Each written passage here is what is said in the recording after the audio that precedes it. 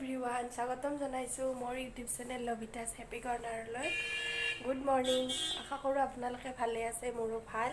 আৰু ৰাতিপুৱাৰ ভাত পানী খাই মই আজৰি, এইমাত্ৰ ভাত খাই উঠিছোঁ আৰু ঘৰুৱা কাম কাজবোৰ কৰি এতিয়া আজৰি পাইছোঁ অলপমান, সেয়ে ভাবিলোঁ ভিডিঅ' কৰোঁ। আজিৰ ব্লগটো মই ইয়াতে ষ্টাৰ্ট কৰিছোঁ।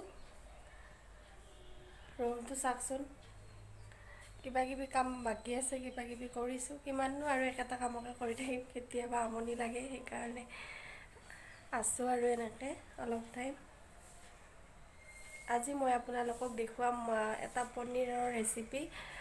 আমি কালি বনাইছিলোঁ আৰু ভিডিঅ' কৰি ৰাখিছিলোঁ। মই বনোৱা নাই, মোৰ হাজবেণ্ডে বনাইছে, কিন্তু তেওঁ খুব ভাল বনায় আৰু সেইবাবে মই ৰেচিপিটো আপোনালোকৰ বাবে ৰাখিছোঁ।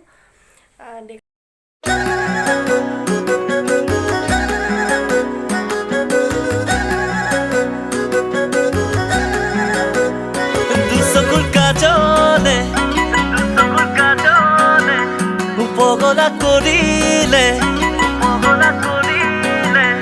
দুচকুৰ কাজলে পগলা কৰিলে সদায় ৰাতি ৰাতি শুবলৈ নিদিয়ে।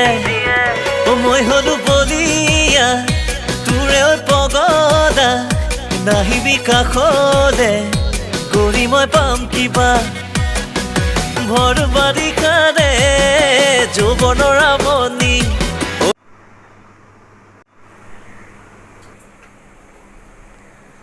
এয়া কেৰাহীত মই তেল গৰম হ'বলৈ দিছিলোঁ আৰু এতিয়া তেওঁ পনীৰখিনি ভাজি আছে। আজি আমি পনীৰৰ ৰেচিপি চাম আৰু আগতীয়াকৈ পনীৰ আৰু আলুখিনি কুকাৰত বইল কৰি লৈছে। তাৰপাছত উলিয়াই পেলাই এইখিনি গৰম তেলত পনীৰখিনি ফ্ৰাই কৰি আছে। পনীৰখিনি অতি মানে শুকান হৈ যোৱাকৈ ফ্ৰাই কৰিব নালাগে, অলপ কোমল হৈ থাকিব দিব লাগে, তেতিয়া মানে পনীৰৰ টেষ্টটো থাকে। একেবাৰে ড্ৰাই হৈ গ'লে পনীৰৰ টেষ্টটো নাইকিয়া হৈ যায়। পনীৰখিনি এতিয়া হৈছে আৰু তেওঁ উঠাই আছে।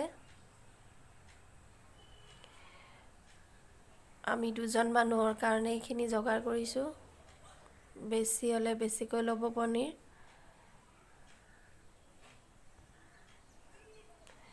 পনীৰখিনি তেলৰ পৰা উঠাই ল'ব। তাৰপিছত এক্সট্ৰাকৈ এতিয়া মছলা ভাজি লৈ তাৰপাছত ট্ৰাই কৰিব। এতিয়া তেলত জিৰা দিছে,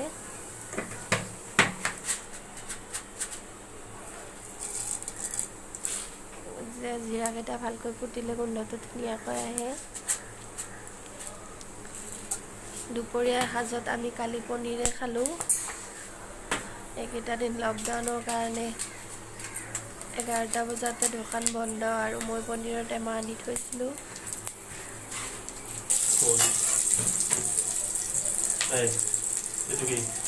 ইয়াতে এতিয়া তেলখিনি তেজপাত আৰু জিৰাখিনি ভাজি ল'ব আৰু অকণমান নৰসিংহৰ গুড়ি দিছে। আমি প্ৰায় খাদ্য তেনেকৈ কিবা বনালে, আঞ্জা বনালে ধৰক বা আৰু এনেকুৱা তৰকাৰী বনালে নৰসিংহৰ গুড়ি দিওঁৱে আৰু ইয়াৰ বাবে মানে ভাল গোন্ধ এটা আহে। এতিয়া পিঁয়াজখিনি দিছে আৰু পিঁয়াজখিনি ধুনীয়াকৈ ফ্ৰাই কৰি ল'ব।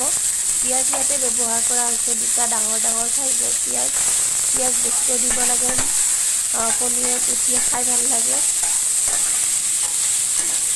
পিঁয়াজখিনি ভাজি লৈছে। পিঁয়াজখিনি ৰঙচুৱা হোৱালৈ ভাজি থাকিব।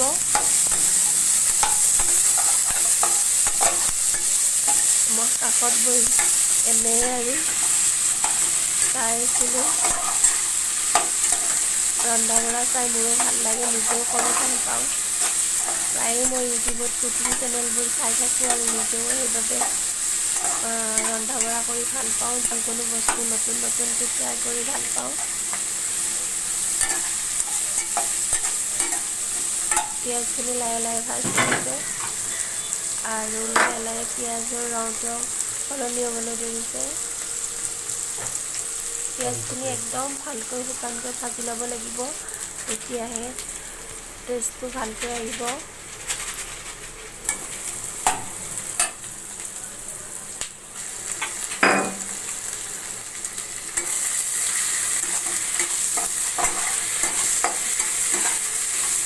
তলত লাগিলে যাব লগতে লৰাইছে পিঁয়াজখিনি এতিয়া লাহে লাহে ভজা হৈছে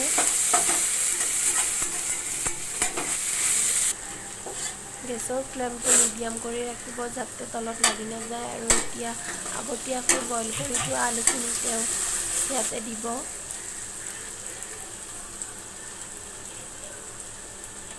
পিঁয়াজ আৰু ইয়াতে আদা নহৰু পেষ্ট তেজপাত গোটেইখিনি ভাজি লৈছে আৰু এতিয়া মছলাখিনি যাতে আলুখিনিত ভালকৈ লাগি যায় আলুখিনিৰ সৈতে ভজা যায় এতিয়া আৰু অকণমান টাইম ভাজি লাগিব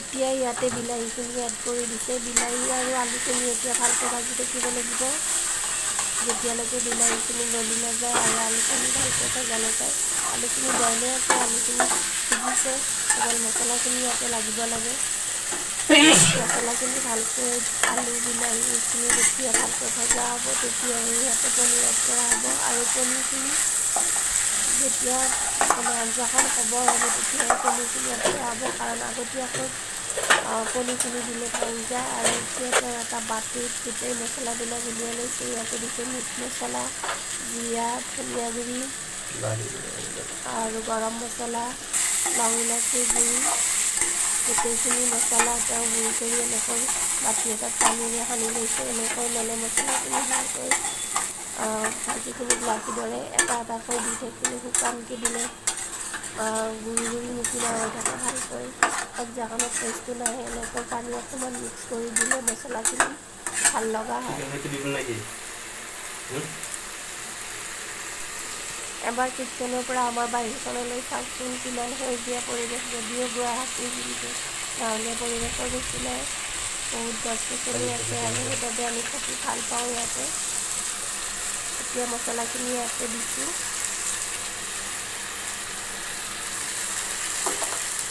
এতিয়া মছলাখিনিৰ সৈতে এইখিনি ভালকৈ ভাজি থাকিব লাগিব আৰু তলত লাগি নাযাবৰ বাবে এইখিনি সলাই লৰাই থাকিব লাগিব নহ'লে লৰাই নাথাকিলে তলত লাগি যাব পাৰে আৰু তলত যদি লাগি যায় তেতিয়াহ'লে বেয়া গোন্ধ এটা আহে বেয়া গ'লে আঞ্জাখিনি গোন্ধটোৱে বেয়া হয় এইখিনি যেতিয়ালৈকে ভজা নহয় ভাজি থাকিব আৰু এইখিনি অকণমান সময়ৰ কাৰণে ঢাকি দিছোঁ আৰু অকণমান ইয়াতে পানী এড কৰি দিছে তেওঁ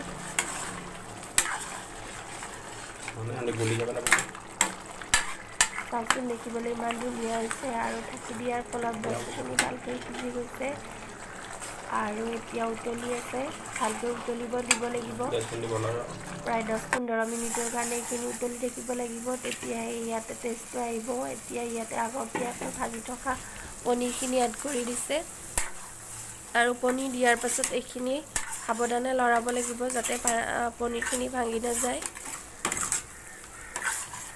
আচলতে পনীৰৰ টেষ্টটো এই মছলাখিনি যেতিয়া পনীৰত সোমাব তেতিয়াহে আহিব আৰু মছলাখিনিয়ে আচল বস্তু কি কি ইয়াতে এড কৰিছোঁ তাৰ ওপৰতেই মানে টেষ্টটো নিৰ্ভৰ কৰিব আৰু এতিয়া আকৌ অলপ উতলি থকা গৰম পানী ইয়াতে দি দিছোঁ যাতে এইখিনি গোটা পৰি নাযায়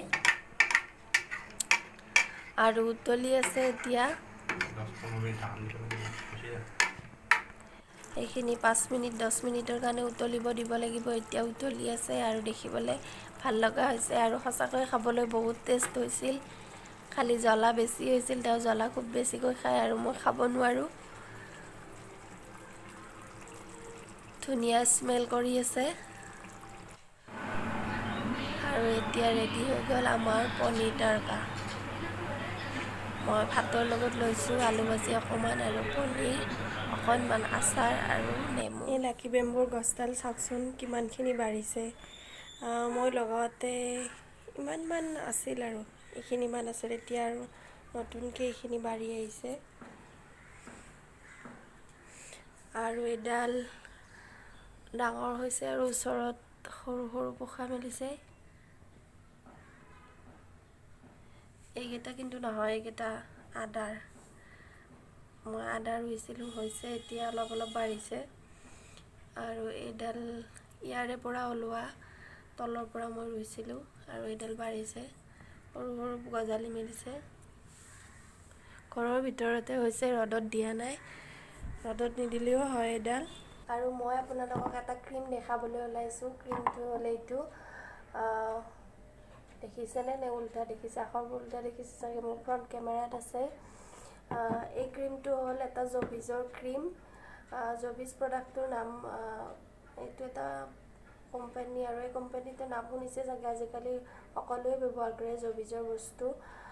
আৰু মই এইটো ব্যৱহাৰ কৰি সুফল পাইছোঁ। এইটো এটা জবিজৰ insta fair face pack cream, glow' pack. আৰু এইটো মানে ৰেডিমেড থাকে, ইয়াতে ভিতৰত ফেচ পেকটো ৰেডি হৈ থাকে। আপুনি যদি ক'ৰবাত বিয়া খাবলৈ যাবলৈ ওলাইছে বা ফুৰিবলৈ যাবলৈ ওলাইছে, তেতিয়া এই ক্ৰীমটোৱে খুব কাম দিয়ে। যোৱাৰ যদি আধা ঘণ্টা বা 1 ঘণ্টামান আগত মুখখন ক্লিন কৰি এই ক্ৰীমটো 15 মিনিটমানৰ কাৰণে লগাই তাৰপাছত ধুই দিয়ে, ইনষ্টা গ্ল' এটা আহে, মুখখন গ্ল' কৰে। আৰু এইটো লগালে মুখত থকা দাগ, পিম্পলছ আৰু খুজতি কিছুমান হয় ন, গৰমৰ দিনত বতাহত যেতিয়া আমি বাহিৰত ওলাই যাওঁ, তেতিয়া এই ক্ৰীমটোৱে কিন্তু সেই সকলোবোৰ মানে সমস্যা নাইকিয়া কৰি পেলায়। মই এই ক্ৰীমটো লগালোঁ 3 মাহমান আৰু লগাই খুব ভাল পাইছোঁ, সেইকাৰণে আপোনালোকক কৈছোঁ।